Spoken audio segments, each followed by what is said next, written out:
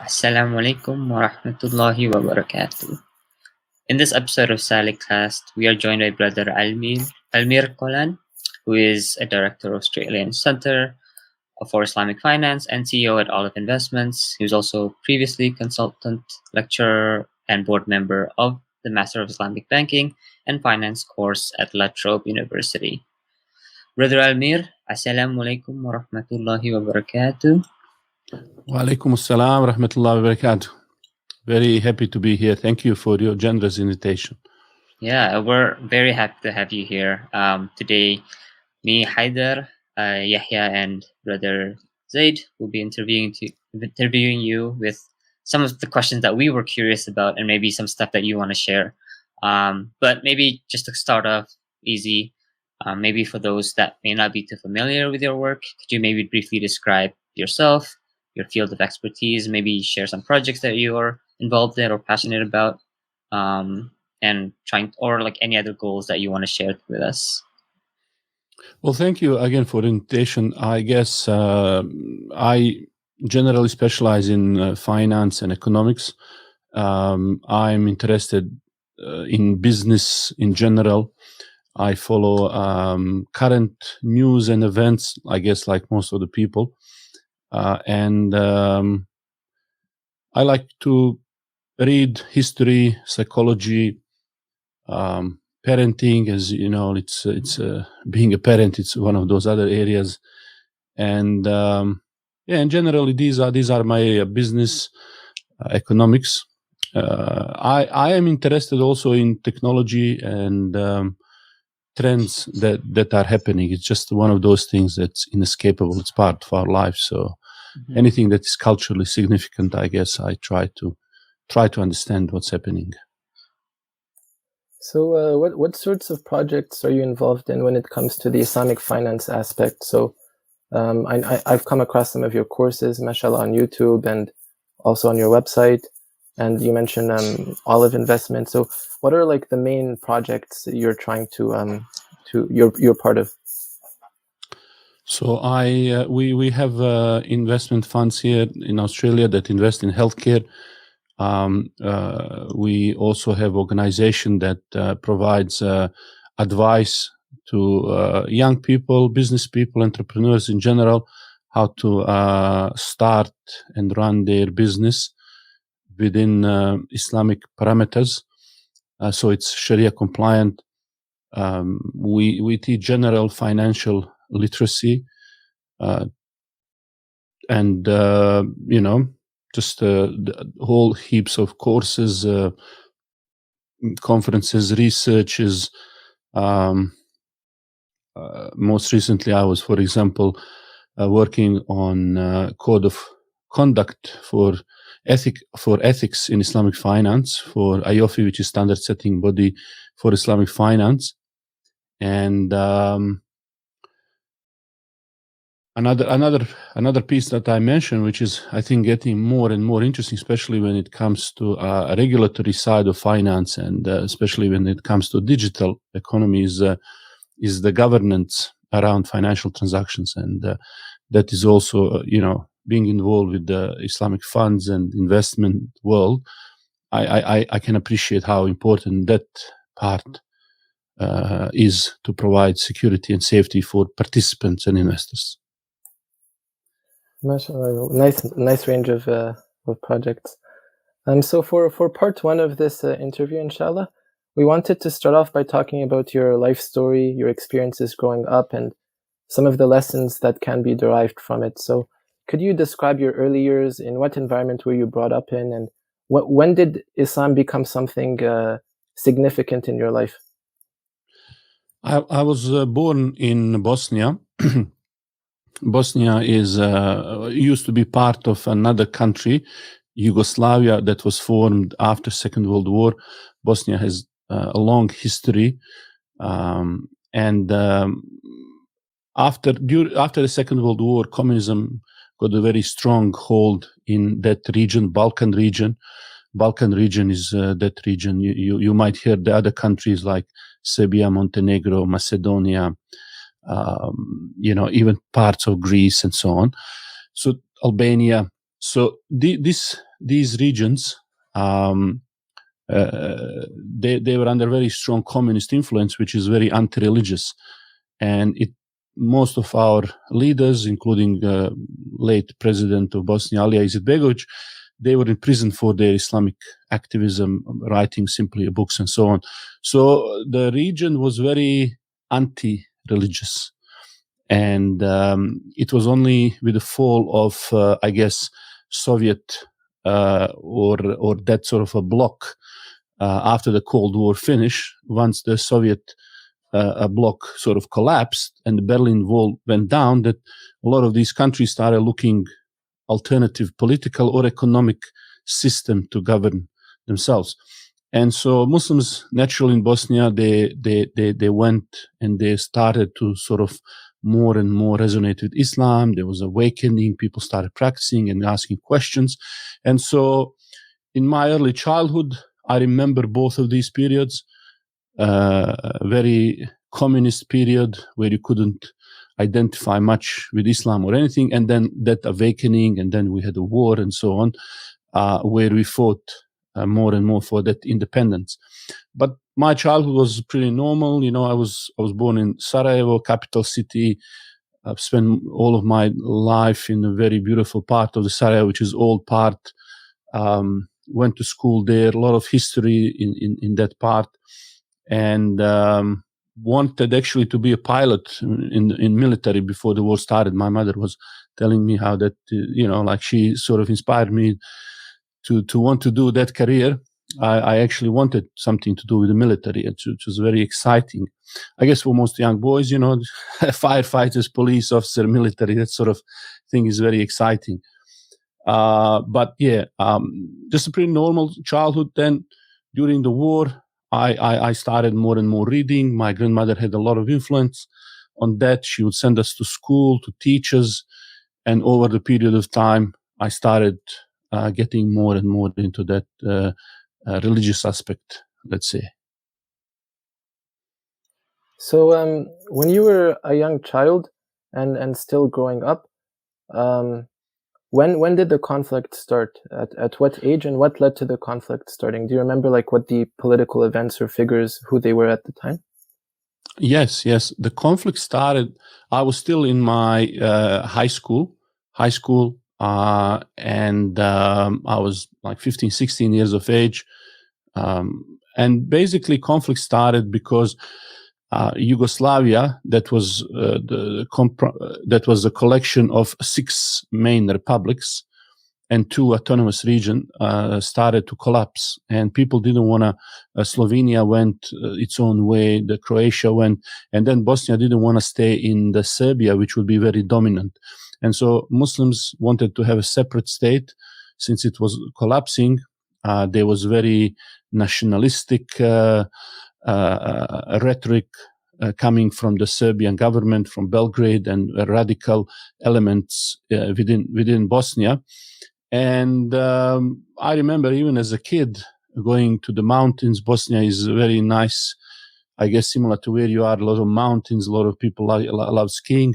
We would go to those mountains, and I remember seeing the soldiers digging in, making trenches and everything. So the military that was controlled at that time by Serb didn't want that this part of then half of what was left from Yugoslavia to go and build new independent state. And then they tried to do that by force. They want to force people to stay, and they provoke basically, they staged incident, provoked it, and that basically led to gave them pretext to barricade the city, to start shelling the areas, and basically start a war. And so we were just basically kids, we were just had very few weapons and everything, and we were trying just to guard our streets and protect ourselves, and and then from there on it started. The rest is, as they say, history. So how would you say, what were the interactions between Christians and Muslims at the time? Was it a lot of motivated by the religion, or was it just nationalism? Between Muslims and Christians, there was and where we were, as far as Muslims were concerned, we were not so much concerned. We were not brought up in that sort of environment. My neighbor was Serb, and I have a lot of neighbors who were Serb. So this is Sarajevo was they consider it like a Jerusalem. The most similar city to Sarajevo is a Jerusalem, and that's why they call it Jerusalem of Europe, because it has all of these other religions. It was Sarajevo was intersection between East and West Roman Empire, or East and West Church. So when the Roman Empire collapsed, it created Roman Church and Byzantine Church. And so from there we got Orthodox and Catholics.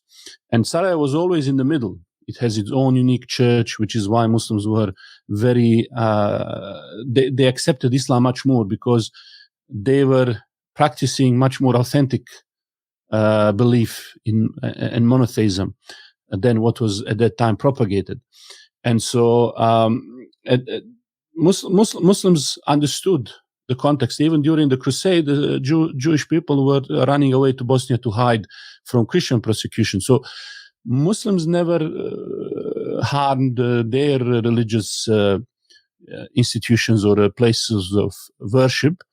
And I remember my neighbor, shell bomb went from the Serbs lines to my neighbor's Serb house, and he was hiding in my house. If he was in the house, his daughter would have been killed. And so we didn't do this kind of discrimination. But the other side, they wanted just the Serbs to rule and have positions of power. So they were very discriminatory, and they get this view from the very negative perception of the history, where they thought that this is their time to take revenge on Muslims, because the Turks ruled that region, Balkan region, for a very long time. And so they saw this as a historic opportunity to take revenge for something that they say happened in history.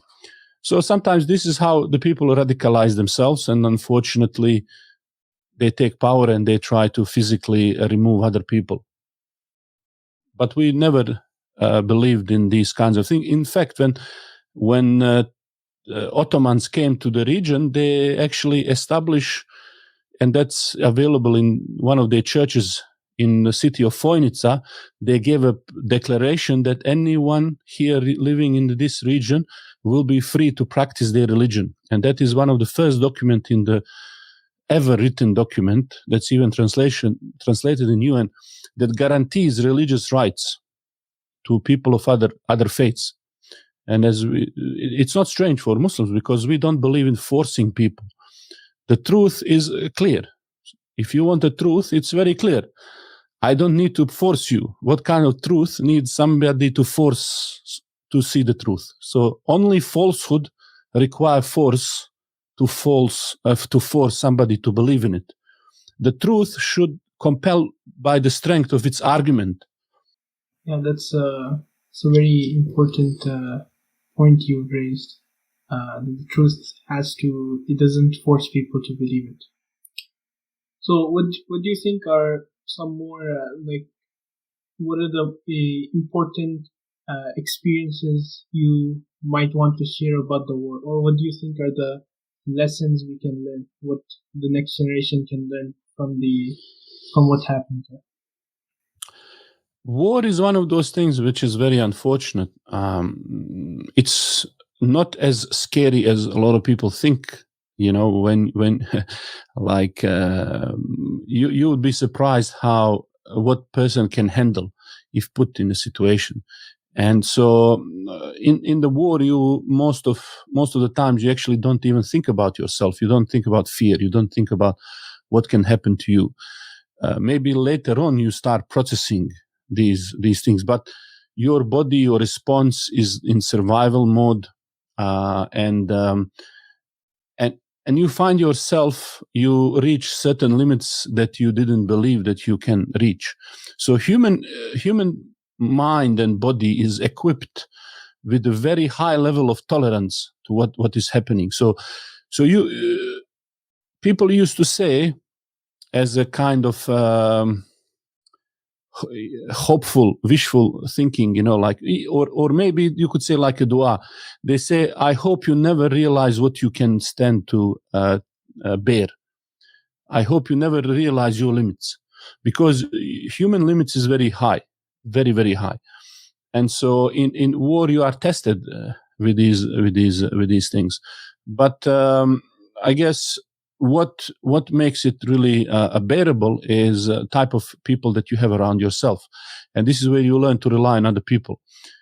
You worry about other people, you don't worry about yourself, and you surround yourself with people, your family, your friends, and you go through these things together. And so even when it comes to the military defense, the people who defended Bosnia, they came together because they were simply friends, and then they realized what's happening, and they stood together, they fought for one another. And that's, I think, the big lesson, which is that the challenges of these lives are usually, whether it's a war or something else, but they are complex in nature. No single individual single-handedly can stand against them. You have much better chance if you work and cooperate together. Which, there is a. When I said it like that, I just remember there was one movie also where the movie Gladiator, I don't know if you watched that movie by Russell Crowe, where he is like a gladiator and there is an enemy coming in front of them.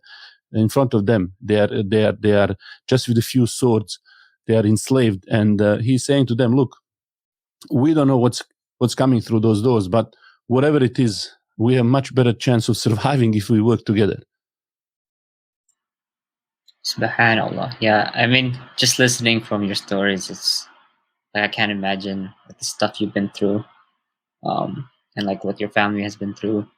I'm just curious if, like, do you think like this experience in war and like communism and stuff like that, do you think Islam's kind of like Islam really helped you get through those periods, or do you think it's because of those periods your like iman has like strengthened over time? I think the reality of life, Islam is something that is that works with the reality of life, and only I think today when I look at what's happening with a lot of around us, most of people don't live in real life. They live life online, or they interact in sort of virtual world, and they think reality is what they say or what other people say or how something is presented. And so often when a reality hits them, when they get surprised or shocked or something like that. In a war, the war gives you the reality that is importance of strength, importance of power, importance of, having somebody to rely on, importance to be ready. There are mistakes. Mistakes have a real significant consequences. You need to think. And so Islam is a way of living, the way you prepare, the way you deal with problems, the way you do after that. It gives you a framework, but you need to think, how does this fit? How does this Islam fit what's going on around me? So you start realizing the importance of people of knowledge, people of experience, people who are guiding you.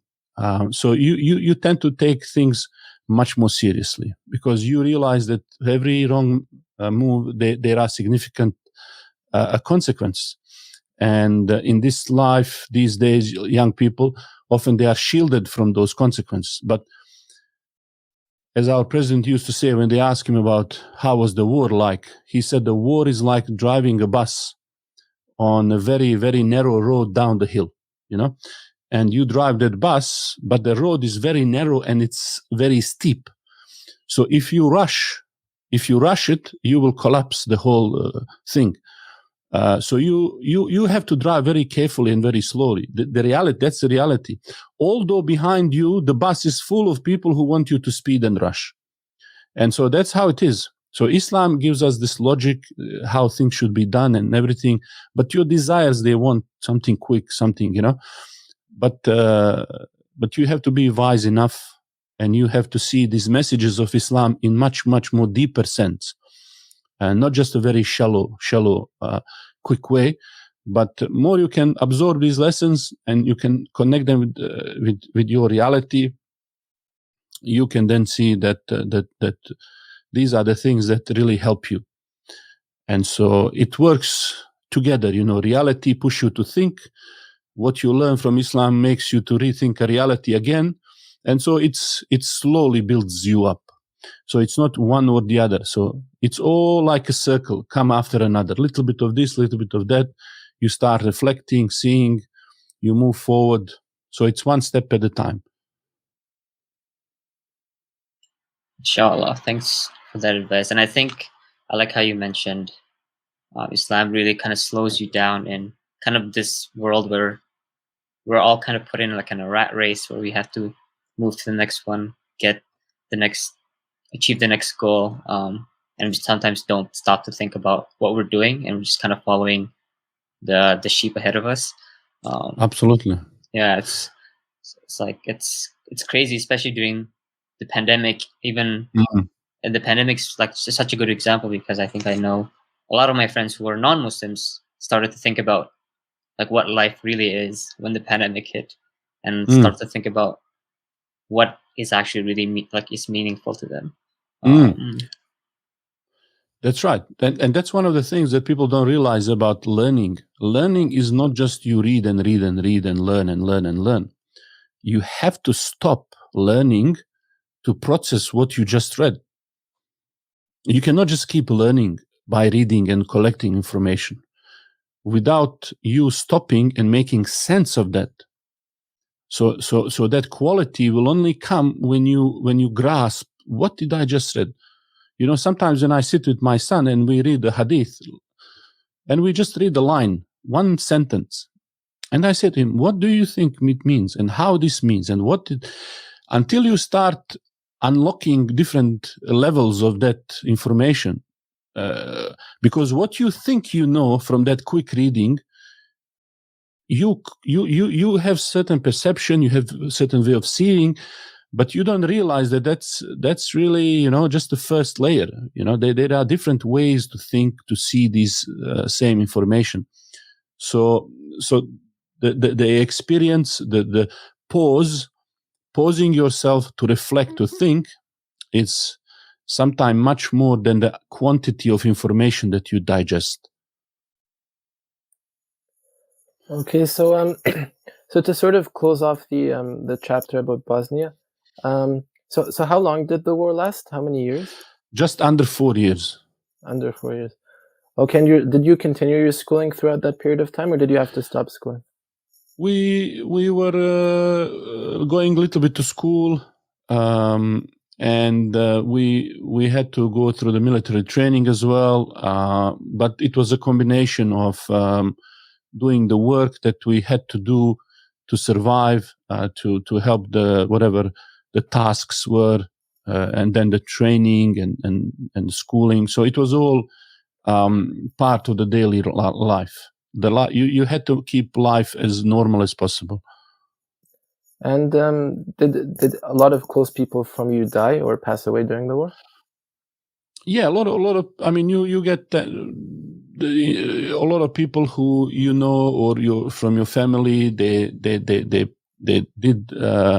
get killed or injured. So yeah, the large number of people. There is everyone knows someone who got affected in some way. Would you say the Muslims after the war, because of the pressure, because of being forced to come together and focus on their identity, they became more practicing and started valuing Islam more? Some people, a lot of people in the war, in the war, everybody come to their senses, because they start thinking, oh, the bomb falling, oh, please God help me, Like in Quran, it talks about people who are in the sea. When they are in the sea and the waves start crashing on them and they start drowning, they say, "Oh God, help me!" But once they get on the ground, then they forget about it.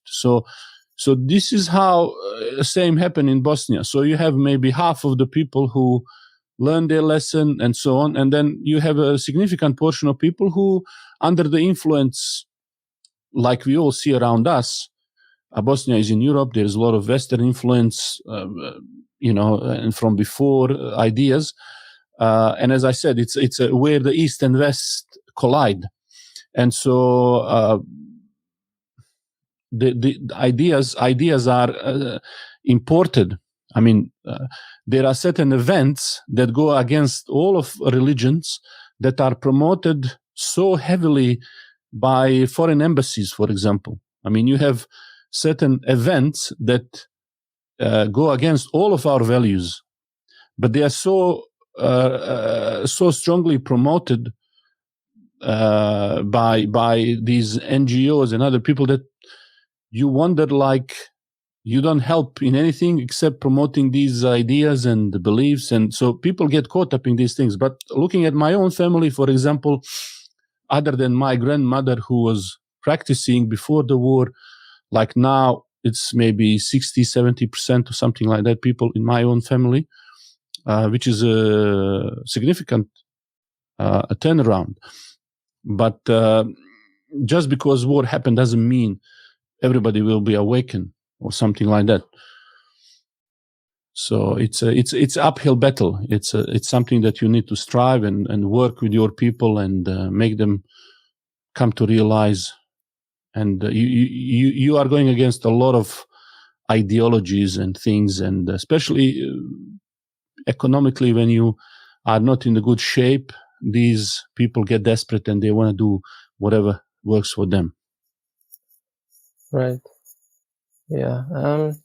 Then in terms of your own personal journey, so when did you become interested in Islamic finance, and when did you start the path towards studying Islamic finance? Was it while you were still in Bosnia, or when you moved to Australia first?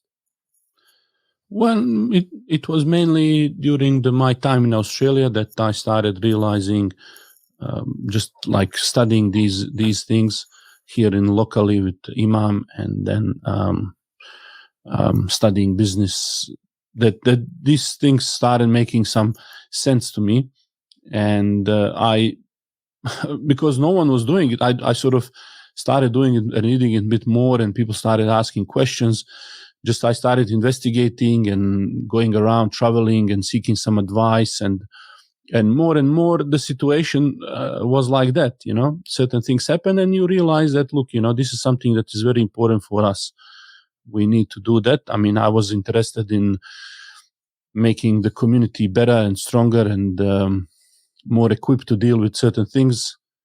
And one thing led to another, and then you find yourself in a situation where you realize this strategically is very important, that our community is equipped with these things. Right. So how long after the war ended, and then did you decide to move to Australia? And did you do any post-secondary studies in Bosnia, or was it you finished high school, then made your way to Australia, did university there, perhaps something related to business, and then you did Islamic finance on the side? Yeah, in Bosnia, after finishing and going to the, I started engineering actually, like computer science in Bosnia. I wanted to study that, but because I was injured, I went to, after war finished, in 95, the next year, in 96, I went to Australia to basically study and just to get some medical help. And so that now that I continue living here, get married and so on. But it took me some time going through different sort of areas. I did postgraduate first in like a business management, and then later on did a postgraduate in Islamic finance. But really, these degrees, until you practice, until you read, until you, again, pause, most of the time degrees just give you some basic skills, and then you need to really collect your thoughts and make sense of it after. So that's what I've done. I really try to focus on what is the bigger picture here. So as I said before, more strategic looking at the things. Okay, perfect. And then I guess the final question before we go on to the Islamic finance and economic section is, so I'm not sure, like, are you, you mentioned you were injured and that was one of the reasons you went to Australia. Like, do you want to share any of the experiences or how you got injured or? Well, I was, I guess when I was in school, I did a lot of, what do you call it, martial arts and things like that. And we were in a tough neighborhood, so you have to fight for yourself. So I wanted to protect myself. I started training. And, as a kids, we were a bit stupid, like sometimes you got into a lot of fights, a lot of things. We started doing some lifting weights, and then I sometimes you do some mistake, and we would sometimes go, instead of going to the school, we will run away from school. In the high school, we have a river here, so you, instead of going to school, you run away, and then there was a bridge, huge bridge, and we used to jump off that bridge. And the bridge was very high. And then I remember we would jump and lift the weights. And I think that a little bit damaged my back. And then when I was in military, on the training, that made it worse. So I basically had to stop any activity for about, I don't know, 6 months, and go to the hospital. It's actually, and incidentally, exactly at that place I told you, Foinca, where that writing from Ottoman is held. It was a small place, and so I end up in that hospital, and news of the war reached me in that hospital while I was recovering. But it was basically back injury. Okay. Yeah, I was thinking maybe like a bomb or something during the war. No. Yeah. So what was your journey to Australia like, and how did you find the environment there? Was it a big culture shock for you, or was it very similar to what you were used to? Australia, a lot of Bosnians used to go to Australia after Second World War, running away again from communism. They find Australia very nice. I think it's very similar to what you have in Canada, in terms of how the society is structured. As somebody said, even like, somebody was saying, what's the difference between Canada and US? It says just people are just less angry. They don't carry guns, But other than that, a lot of the other similar things, So Australia is, I guess, similar to that. And for me, it was not a big, in terms of how it is. Bosnia is very sophisticated, So not much in terms of daily things, what you see around yourself. But obviously, after the war and everything, like you just you just take some things for granted, like just opening your tap and having the water. Just like it's a after 4 years living there, that was like a big shock. Like I always remind myself, when you open the tap, I get happy. Like, no, there's water, because that's how you click on the button and there is a light, electricity. And took me a while just to get over this excitement, because in Bosnia, when you check for electricity and you always press the button and there is nothing coming, once it comes, you are happy. So I remember in Australia, whenever I do that, I get happy. Okay, now we have it. And but the country was beautiful. They welcomed us very well. Australia is a beautiful country. Has also its own very interesting history. But in terms of the culture, in terms of the people, it was very welcoming, and we really enjoyed it. And the community was great. They were very supportive, and so that's how it was.